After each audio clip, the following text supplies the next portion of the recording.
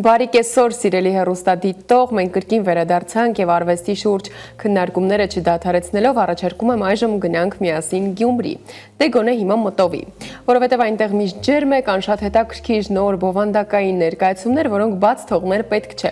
Օրինակ վերջերս քաղաքի խելոքները ներկայացմամբ նշանավորվեց Գյումրու Ստեփան Ալիխանյանի անվան տիկնիկային թատրոնի հոբելյանական 90-ամյակը եւ մեկնարկեց թատերաշրջանի բացումը։ Այս պահին էլ մեր տաղավարում են ներկայացման ռեժիսոր Անի Մարգարյանը եւ դերասան Արթուր Բեկջանյանը։ Բարի օր, հարգելի հյուրեր։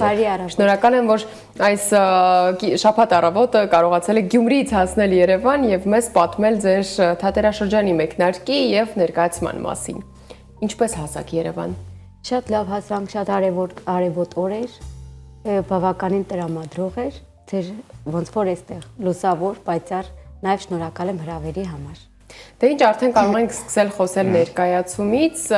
նախ ինչպես տոնեցիք ձեր թատրոնի հոբելյանական 90-ամյակը եւ արդեն ներկայացման մասին խոսելով գաղափարն ինչպես առաջ եկավ, ովքեր են այդ քաղաքի խելոքները, խնդրեմ ներկայացրեք։ Այս տարի նշում է Ստեփան Ալիխանյանի անվան Գյումրու տիկնիկային թատրոնի 90-ամյա հոբելյան, ինչպես ասացիք, բացումը տեղի ունեցավ քաղաքի խելոքները ներկայացման, առաջնախաղը կայացավ հոկտեմբեր 25-ին։ Այս տարի մեր հոբելյանական տարին նաև զուգահեռ տարված Ավետիք Իսահակյանի 150-ամյակին բնականաբար մենք չէինք կարող չանդրադառնալ եւ քաղաքի խելոքները հենց նվիրված էր Իսահակյան 150-ամյակին։ Քաղաքի խելոքներ պիեսը գրվել է Իսահակյանի Նուքիմ քաղաքի հիմաները ստեղծագործության վրա։ Ասեմ, որ բեմադրել անդրադառնալ Իսահակյանին հատկապես տիկնիկային թատրոնում բավականին բարդ է։ Այս տարի ես միշտ նշում եմ, որ ամենաբարդ աշխատանքը մեր համար պիեսի ընտրությունն էր։ Պիեսի հեղինակը մեր թատրոնի տնօրեն եւ գեղարվեստական ղեկավար Արմենուհի Մանուկյանին է։ Բավական երկար աշխատեցինք պիեսի վրա, որովհետեւ պետք է կարողանանք պահպանելով հինը կառուցել նորը, առանց որի հնարավոր չէր ստեղծագործողի համար։ Եթե դու չես քայլում ժամանակի հետ, ուրեմն քո գործը ապարդյուն է, իզուր է։ Քաղաքի խելոքներն ինչի մասին է։ Եթե Նուքիմ քաղաքի հիմարներում Իսահակյանը փոքրիկ սատիրա է ստեղծել մի փոքրիկ քաղաքի բնակիչների մասին, որոնք իրենց իրական խելքը չունեն, բայց բարձրանում են իրենց խելքով, բարձրանկոտություն է, ապա Նուքիմ քաղաքի խելոքների մեջ մենք փորձեցինք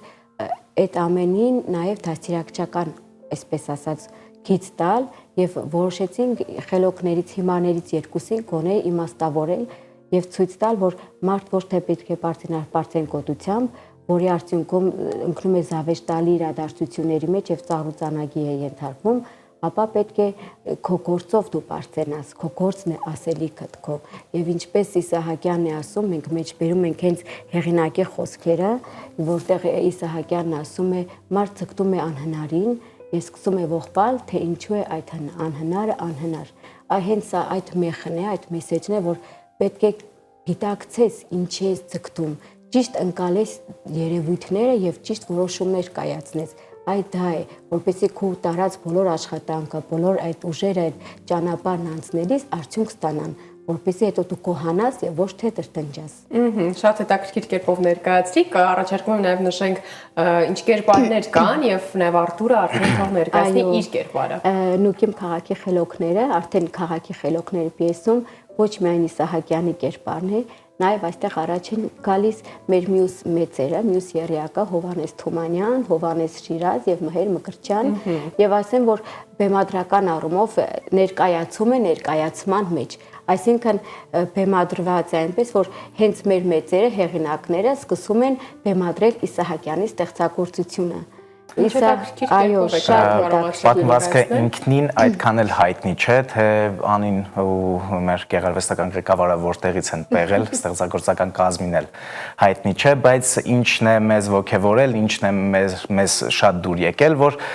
պատմվածքը Իսահակյանը գրել է ու չի հրապարակել կամ այդքան էլ հայտնի չէ։ Ինչ ենք արել, գեղարվեստական հորինվածք ենք տվել, որ հայ մեծերը գալիս են Իսահակյանի մոտ եւ համոզում են, որ այդ գործը խաղան տեղում, ներկայացում բեմադրեն, խաղան ու ժամանակագրական առումով միգուցե իրար հետ չեն համընկնում, բայց քանի որ հորինվածք է, տեղ են գտել միասին մեր Մկրտչյանը, Հովհաննես Թումանյանը, Հովհաննես Շիրազը եւ Ավետիք Իսահակյանի մոտ գալիս են ու համոզում են, որ քո գրած գործը շատ լավն է, հիմա կխաղանք, դու էլ կտեսնես։ Ու խաղի մեջ էլեմենտն է, որ միանգամից հայ մեծերը դառնում են դերասան ու սկսվում է խաղը։ Դրանով իսկ ներկայացումը էլ ավելի հետաքրքիր է դառնում։ Եվ բարդ է նաև ինձ թվում է դերասանների համար մարմնավորել այդպիսի մեծերի, դուք ում եք մարմնավորել։ Հովհաննես Շիրազ։ Այ ինչպես է կարողացել իր գծերը, այսպես ասած, մարմնավորել եւ կարողանալ ճիշտ ներկայացնել։ Տեսեք, չենք փորձել կրկնօրինակել դերասաններից որևիցե մեկը թե ձայնը, թե ավելի շատ իրենց բնավորությունն են հաղորդել տիկնիկին ու մի շատ կարևոր փաստ նկարչական ձևավորումը Կարեն Թովմասյան, քանդակները տիկնիկների, հրաշք տիկնիկներ, միանգամից նայում ես ու տեսակը բնավորությունը միանգամից պատկերացնում ես ու դա գալիս է ես ու ամենքս դերասաններս ավելի շատ փորձել ենք կոնկրետ Հովհաննես Շիրազի դեպքում ես իր այդ խենթ հավես այդ վառ տնջացող երբեմն բողոքող, այո, տեսակը տալ ու մեկս մյուսից լրացնում ենք այդ առումով։ Գեղարվեստական ինչ այլ հետաքրքիր լուծումներ կան, քանի որ նշեցիք մի փոքր փորձել եք առանձնացնել բուն գրվածքից, բայց նաև հիմնական ասելիքը թողնել նույնը։ Այո, այստեղ ուրեմն մենք առաջ ենք բերել, եթե Իսահակյանի մոտ նրանք զավեշ տալի են չեն տարբերում խաղողը, չեն տարբերում շաքարը, մենք փորձեցինք այդ խաղողը, շաքարը փոխարինել ավելի, ասենք, խնձորով եւ գլխարկով եւ դրանք կիրառելով սկսում են իմաստանալ մեր հերոսներն, այսինքն նաև ինչ որ հեքիաթային, կախարդական փոքրիկ տեխնիկային համապատասխան երանգ ենք բերել եւ դրանով իմաստացնում ենք մեր հիմար իմաստուններին, որպեսզի հետո իրանք գնան իրենց քաղաք եւ ցույց տան, որ այդ ցուրտ քաղաքի մասին է այս ստեղծագործությունը, բայց ես միշտ ասում եմ, որ այդ ցուրտը ոչ թե եղանակային ցուրտն է, այլ մաքու մարդու ոգու սովն է։ Ցուրտը ներսից է, ցուրտը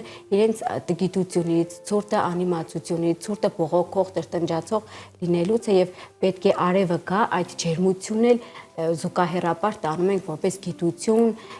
բնական երևույթներին ճիշտ զատելու ունակություն, որպեսզի ներսից հոգին տականա եւ արևը ճառագի ներսից։ Հոգին որ տաք լինի, ցուրտն էլ է հաճելի։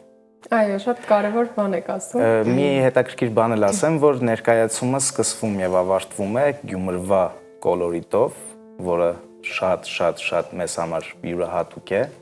Իսկ ակցենտը խոսակցական լեզու Բարբարը պահել ենք։ Սկիզբը եւ վերջը։ Դերասը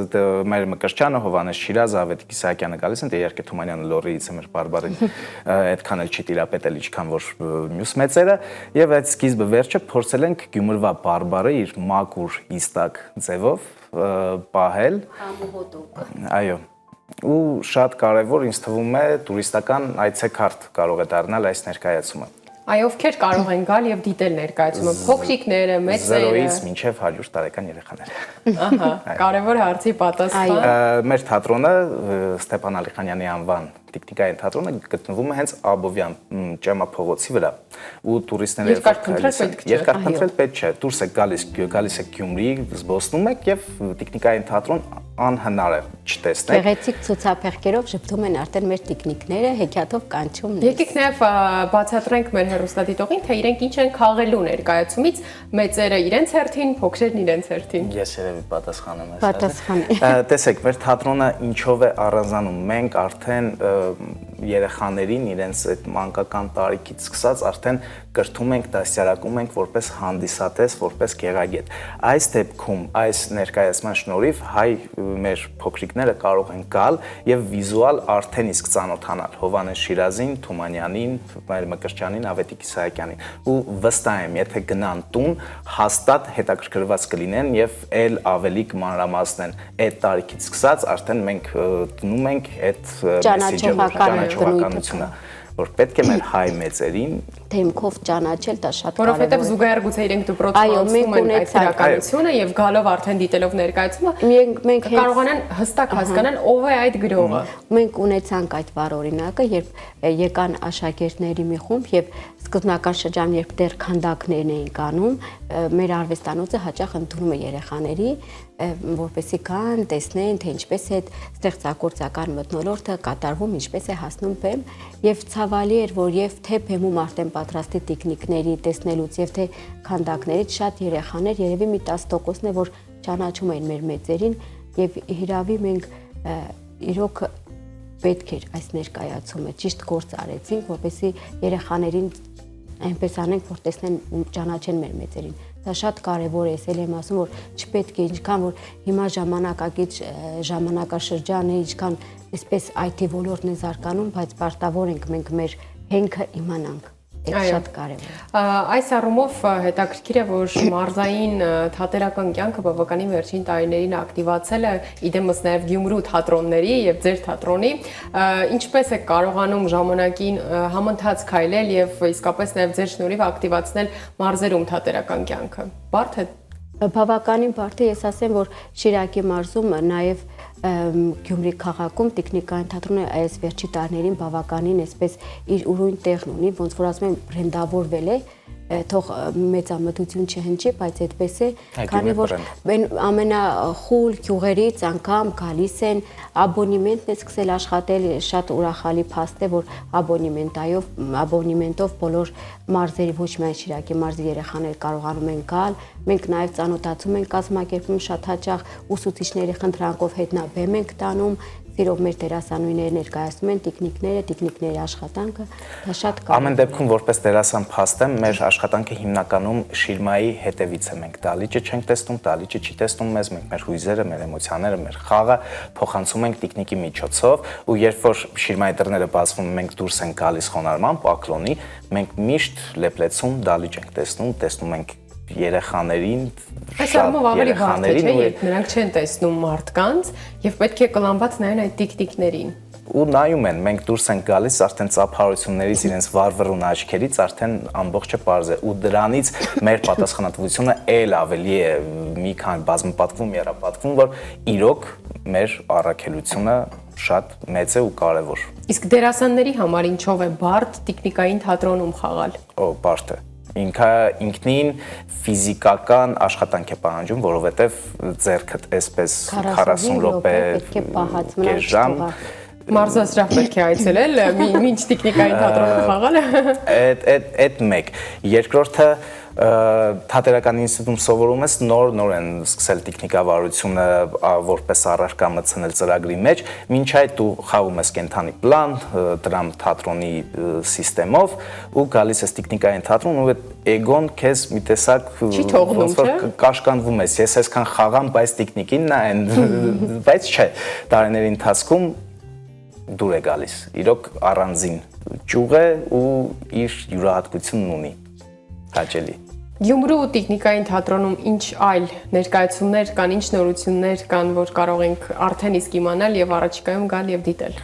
Տեխնիկային թատրոնը ունի նաեւ ոչ միայն տեխնիկային ներկայացումներ, նաեւ ունի դրամատիկ ներկայացումներ, որտեղ հանդես են գալիս մեր տեխնիկայինի դերասանները, կենթանի պլանով, վայ հորի վայ ներկայացումն է, երեխաները ներկայացումը,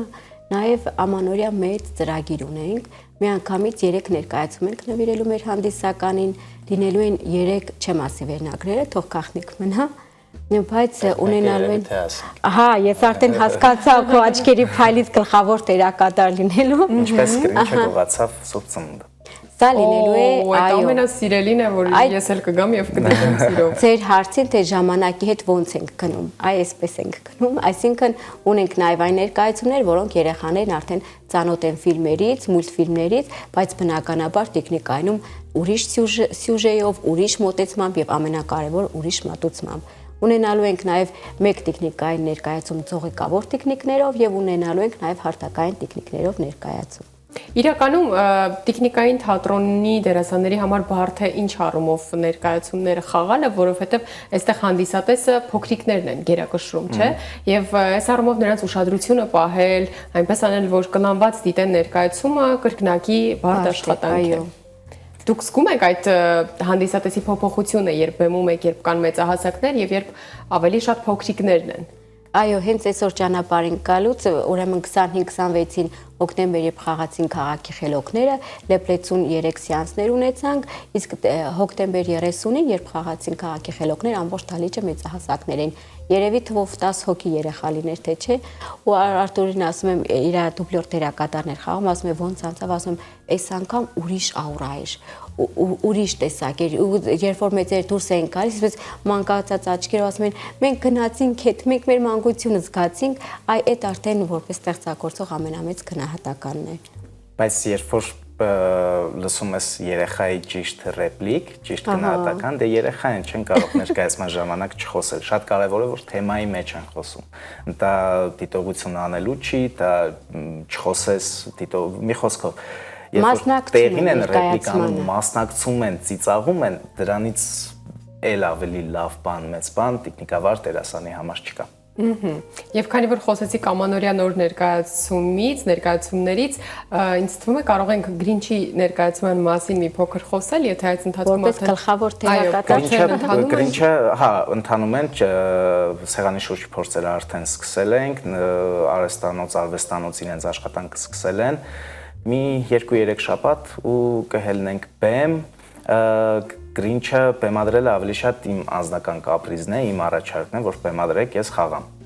Բեմադրում է Արմեն Թատերական ինստիտուտ արդեն 8 տարի ավարտել եմ, իմ երազանքն է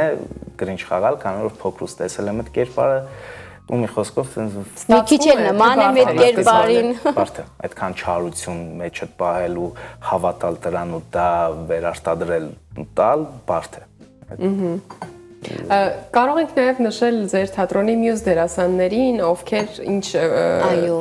դերակատարումներ ունեն եւ այս ընթացիկ ներկայացման մեջ եւ գուցե նաև ամանորյա ներկայացման մեջ։ Մեր ներկայացման մեջ Ավետիք Իսահակյան խաղում է մեր վարպետին, խաղում է վարպետը, բեմի վարպետ Գառնիկ Պետրոսյանը, որի ինձ համար որպես ռեժիսոր շատ մեծ պատիվ է, որ ինքը իմ ներկայացման մեջ զբաղված է եւ հոյակապ է խաղում եւ երիտասարդները, որ իրենց շուրջ են, այսպես իր ոգևորությամբ, իր տեխնիկավարությամբ, այսպես հիացած շատ շնորհակալ եմ։ Նաեւ Հովհաննես Թումանյան խաղում է Լևոնը Կաժոյան, ասեմ, որ Լևոն Կաժոյանը նաեւ բեմադրություն արեց N մկների ժողովը ներկայացումը, որը նույնպես շատ լավ ընդունվեց եւ երեխաների կողմից եւ մեծահասակների նոր մոտեցում էր բերել եւ հերո քաղաքականությունից դժվար է մկնել ժողովու քաղաքականություն, բայց մենք փորձեցինք շրջանցել այլ բաների վրա շեշտը դնել։ Այո։ Արտուր Զաքարյան, Մայր Մկրտչյանի դերակատար, Մերուժան Սաֆարյան, Հովհաննես Շիրազ, Եվ ամենակարևորը երկու կերպարներ կային, կանանց կերպարներ էին, իրանք փոքրիկ դերեր էին, Մալվինան եւ Տաթևն են խաղում,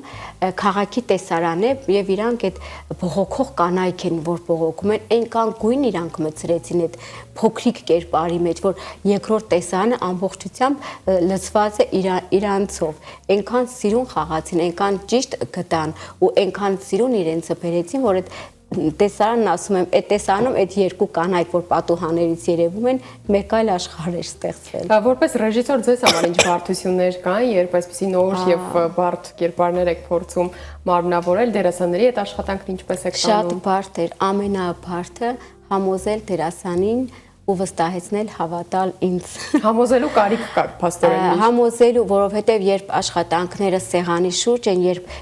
կա ընդամենը ոսկորը, բայց այդ միս ու արյուն է, գույն է, ամեն ինչը պետք է տաս բեմում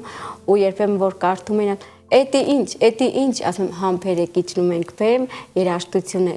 երաժշտական ձևավորումն է իմը, կգա ամեն ինչ կբերի իր տեղը ու վերջում Արտուրը երևի թե կփաստի, վերջի էս պրագոներ ասում չես է լավ ներկայացում կեղնի, չես է լավ ներկայացում։ Ամեն դեպքում ռեժիսորը իր երևակայածը, իր տեսածը բառերով չի կարող հաղորդել։ Այո, պետք է դուք ցույց տաք։ Մինչև միզանսցենը չկառուցի, մինչև տեսարանը այդ բային հանկարծակի ինչ որ բան փայլատակեց մտքում արեց, մինչև բան չի կարող երևակայությունը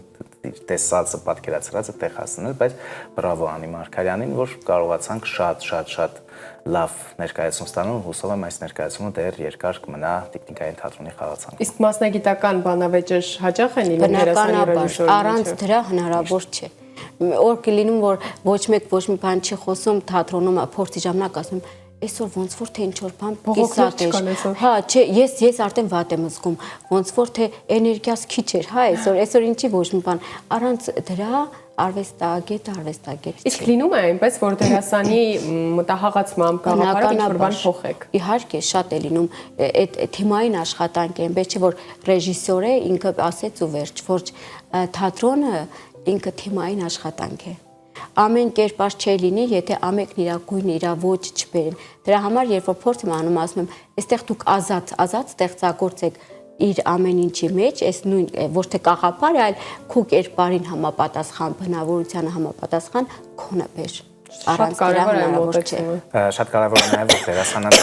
բացի կատարող լինելուց նաև լինի ստեղծագործող, ու դրա համար ես որպես թատրոնի երիտասարդ ներկայացուցիչ շնորհակալ եմ մեր մեծերից, որովհետև այդ սերնդափոխություն ասվածը շատ ճիշտ է տեղի ունենում, որովհետև երբ որ բեմին խաղում ենք մեծ չկական փորձերին, ասենք ուրիշ է, երբ որ մեծերի ներկայությամբ ենք, լրիվ ուրիշ է ու իրենց փորձը, իրենց վարպետությունը միանգամից փոխանցում են մեզ ու մենք երիտասարդներս բեմում գտնվելով իրենց հետ այլ ավելի վստահ ենք։ Շնորհակալ եմ շատ բովանդակային հետաքրքիր զրույցի համար եւ մեր հեռուստադիտողներին էլ հորդորենք, որ